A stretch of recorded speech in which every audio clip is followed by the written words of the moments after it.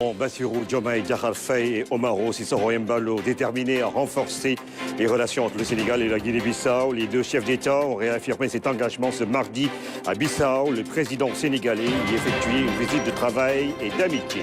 Cette visite fait suite à celle de Nouakchott et de Banjul, justement dans le cadre du renforcement des relations de bon voisinage. Bissau, une autre priorité dans la dynamique de consolidation des relations de bon voisinage. Après Nouakchott et Banjul, le président Bassirou Diomaye Faye est accueilli dans la même atmosphère chaleureuse dans la capitale bissau-guinéenne par son homologue, le président Umaro Sissoco Embalo.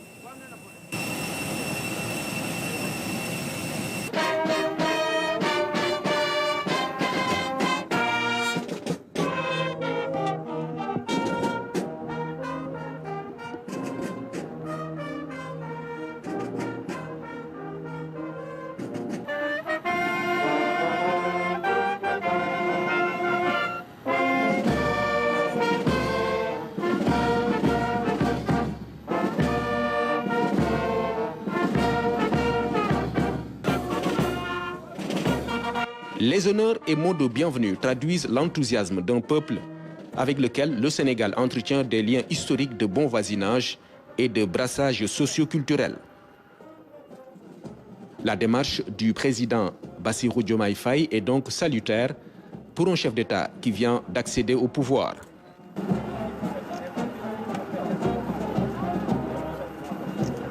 Comme ceux de Nouakchott et Banjul, les Sénégalais se sont mobilisés avec leurs frères bissau-guinéens pour accueillir le président de la République.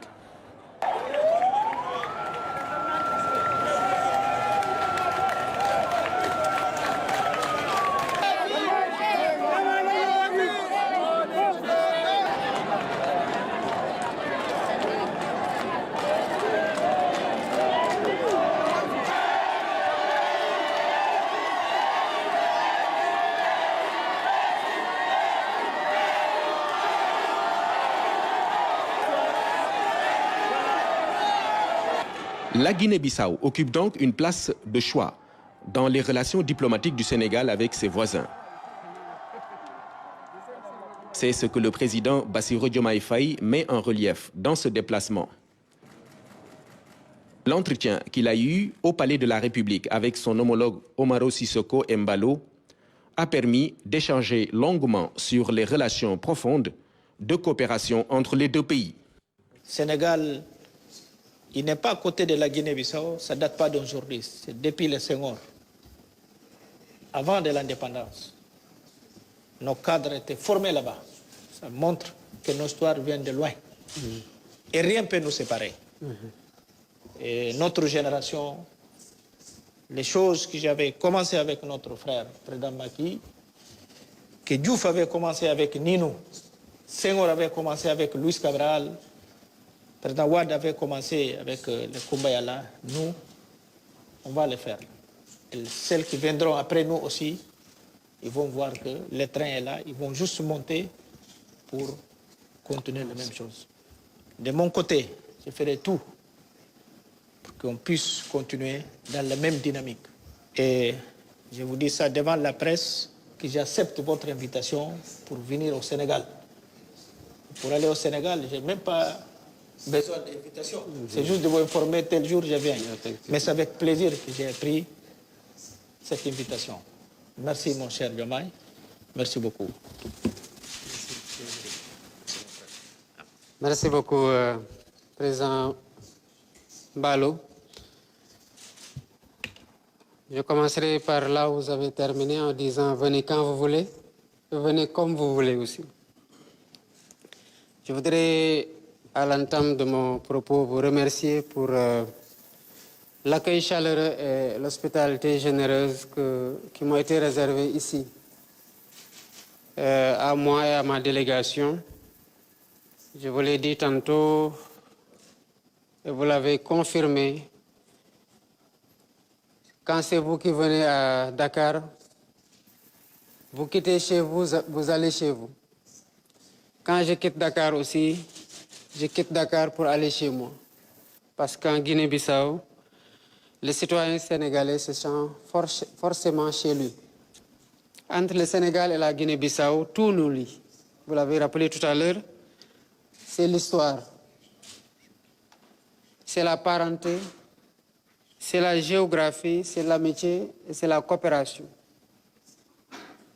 Nous avons, par l'histoire, eu l'intelligence, à travers les différents présidents qui nous ont précédés aux fonctions que nous occupons aujourd'hui, pu faire de la géographie un avantage, une fraternité que nous entretenons et que nous réussissons à transmettre parce que nous l'avons reçue intacte et nous devons la transmettre intacte, mais toujours plus approfondie, mieux affinée. Et je vous dis ici, Président Barlot, ma détermination à œuvrer avec vous au renforcement de ces liens historiques parce que c'est nécessaire. De la sécurité à la culture en passant par le très stratégique secteur de la pêche, Dakar et Bissau ne cessent de consolider leurs liens historiques très forts. Des relations encadrées par de multiples accords signés entre les deux pays. Historiques, mais comme je l'ai dit tout à l'heure, nous en avons fait à travers nos devanciers des liens privilégiés. Nous en avons fait des liens privilégiés, d'autant plus que nous avons réussi à les développer dans plusieurs secteurs, qu'il s'agisse de la défense, de la sécurité, de la formation. Et le Sénégal est tout à fait disposé, comme il l'a fait par le passé, à accueillir des étudiants bissau-guinéens ou même des fonctionnaires dans le cadre de la formation continue pour le renforcement des capacités de vos élites. Parce que le rayonnement de la Guinée-Bissau entraîne forcément le rayonnement du Sénégal. Les deux pays peuvent faire plus et doivent faire plus, car nous ne devons pas aller chercher ailleurs ce que nous pouvons trouver dans nos deux pays respectifs. Si la Guinée-Bissau va chercher quelque chose plus loin qu'à côté, ça doit être quelque chose qui n'est pas disponible au Sénégal et vice-versa. Voilà pourquoi je voudrais inviter les secteurs privés des deux pays à mutualiser les efforts et les ressources pour saisir les opportunités d'augmenter le volume des échanges commerciaux et des investissements privés. C'est une question, à mon avis, d'intelligence économique naturelle. Nous en avons parlé tout à l'heure, Président Barlot. La grande commission mixte qui permet, à travers l'Agence de gestion de la coopération entre le Sénégal et la Guinée-Bissau, de suivre et de renforcer l'intensité de notre coopération bilatérale, doit être convoquée et nous avons convenu de la convoquer dans les